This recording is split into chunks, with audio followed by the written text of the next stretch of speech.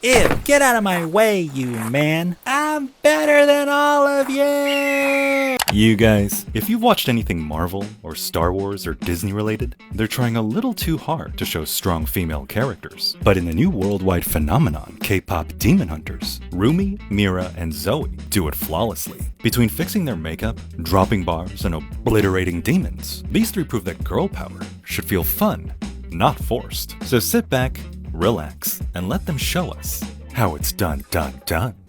You see, somewhere in the middle of all these superhero movies and TV shows, we found ourselves in a tricky place where we're not exactly sure anymore how to show strong women on screen. She can't be too sexy, because then you're just catering to the male gaze. She can't be too smart, because then everyone starts questioning how she became that way. She can't be too pretty, because then she'll appear threatening to other girls. It is literally impossible to be a woman. To me though, stories have the most success when we just let women be themselves, not trying to one-up a male counterpart or feel the constant need to prove something. Girl power shouldn't mean flawless, perfectly pitched, manufactured beauty. It should mean seeing humanity, emotions, weaknesses. This is where K-pop Demon Hunters shines. They can look gorgeous in slow motion with their twinkling eyes and the...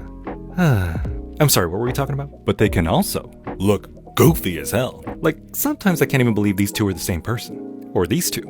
Or these two. The movie has no problem letting all their inner craziness come out. No fear in showing their true selves. We don't gotta talk about this part.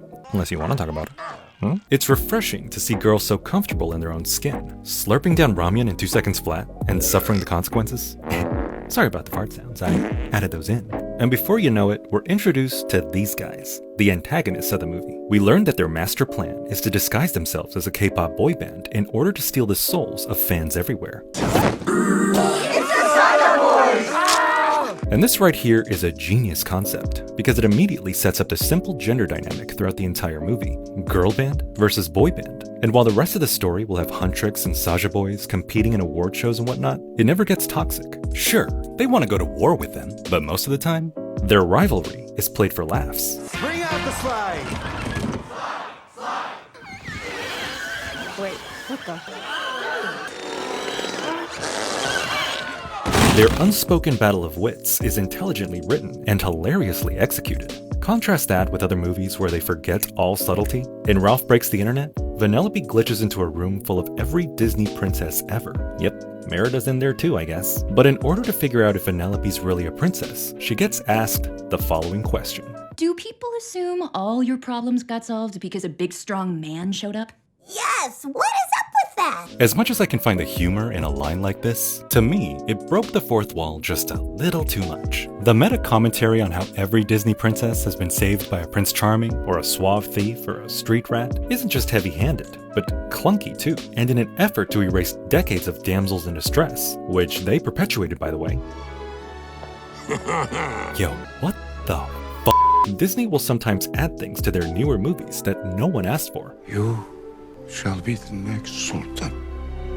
What? I'm not saying Jasmine can't be the new Sultan, but if you're gonna take your animated movies and cash in on all these live-action remakes, you can't have your cake and eat it too. You gotta take all the outdated gender stereotypes that go with them. There's also this part where Jasmine's singing about being underestimated, while Thanos snapping all the men away? Oh wait, but that one's your dad though. If they didn't drag in these new story elements out of thin air though, Disney might have so little for these women to do that they end up recycling things they've already done before. Hakeem!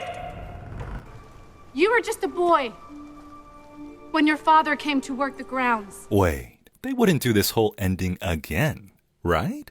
Matthew, you were a baker, just like your father. Of course. Or, in a galaxy far, far away. I am all the Sith. And I'm all the Jedi.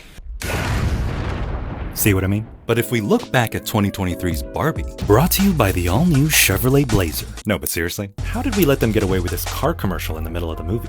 In the pink dreamscape of Barbie Land, women rule everything the light touches. They're business owners, nurses, pilots, anything they can imagine, they can become. Meanwhile, all the men are treated like second-class citizens, only having the brainpower to do jobs like beach and looking pretty for all the women, having their emotions toyed with, stewing in doubt and jealousy, while all the women just get to let loose and completely be themselves. Oh, I get it now. This movie gave an exaggerated look at the imbalance of power between men and women, swapping gender roles and shifting our perspective. But unfortunately, in order to achieve that narrative, the necessary evil was to make all the Kens look like dumbasses in comparison. I look so stupid. I look so stupid! I'm not saying they shouldn't have done it, but as a man, it hurts my feelings a little. Sometimes in the pursuit of showing girl power, stories either swing one way and you get total himbos like the Kens, or it swings the other direction and you get this part in Stranger Things Season 3. In 6 hours we go to print. I need something real. Oh, I think they're real. On the flip side, K-pop Demon Hunters doesn't show men and women in such black and white terms. One doesn't need to fall for the other to rise up. Case in point, how the Saja boys are just as good as Huntrix when it comes to singing, dancing, and winning over fans of all ages. Their infectious energy and charisma are such great parallels to that of our three main characters. And yeah, you could call the Saja boys himbos too, but it's the girls' reactions to them that make it all so fun to watch. I am not sitting with no Saja boy. What's up?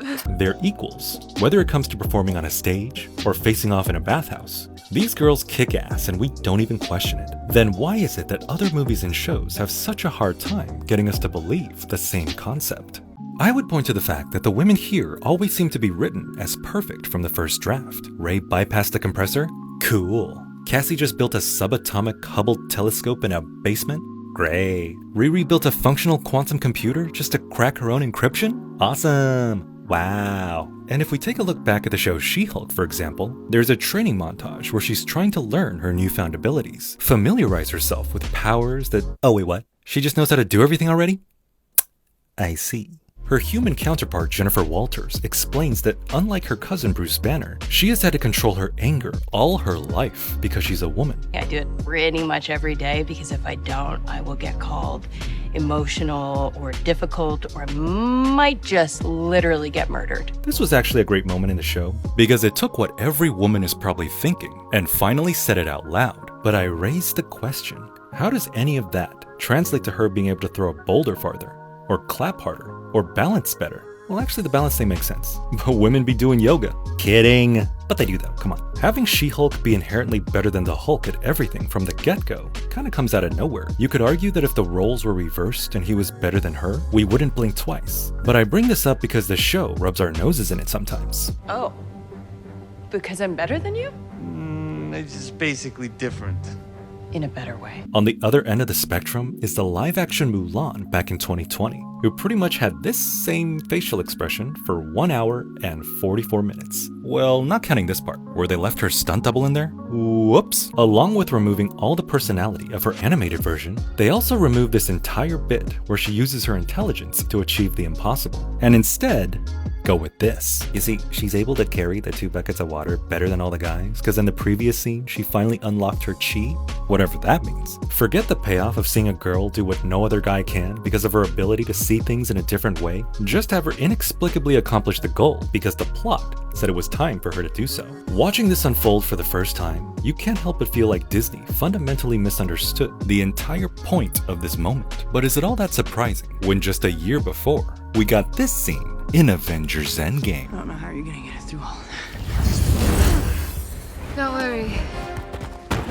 She's got help. Aside from the general public taking issue with this shot, even the producer herself had a feeling it would come across as pandering. It's not just that it makes no logistical sense that in this sprawling battlefield, all the women were concentrated into this one specific spot. It's not just that some of these women didn't even have speaking lines here, so their inclusion felt hollow and forced. It's that it all leads absolutely nowhere, because the one person that they're all trying to help is the one person that absolutely does not need it whatsoever.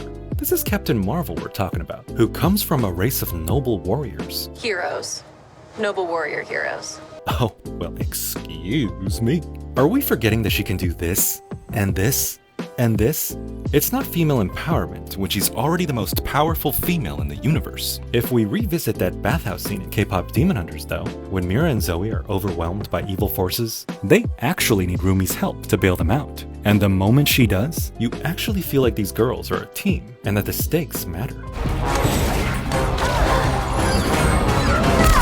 Oh, this shit is still so hype! Hey! This is the men's bathhouse. Get out of here! And when we get to the climactic scene where the girls, along with the magical rainbow energy from all their fans, embrace in a moment of true sisterhood, you feel that in your soul. Them rising into the air as one, much like Captain Marvel after destroying Thanos' ship, means way more since they went through so much together. Their bond with each other feels real and earned, not slapped together at the last second. In the end, K-pop Demon Hunters hits because our three main characters aren't just shown as world-famous celebrities that can heal the world through song, while simultaneously protecting it from demonic forces. They're also shown as actual humans, laughing and crying, burping and farting. They're not afraid to get silly or even look ridiculous. Unlike all the other focus group tested heroines that have come out in recent years, engineered to be perfect to tick off every box on some imaginary list, there's a natural sort of power and beauty that comes from all three of them by just being themselves. Showing strong women can't be forced. People can tell from miles away when it is. Real girl power happens when we just let girls be real. Yeah, I know. Anyway, thank you for listening to me ramble. Hey, subscribe if you enjoyed, and I'll see you in the next video.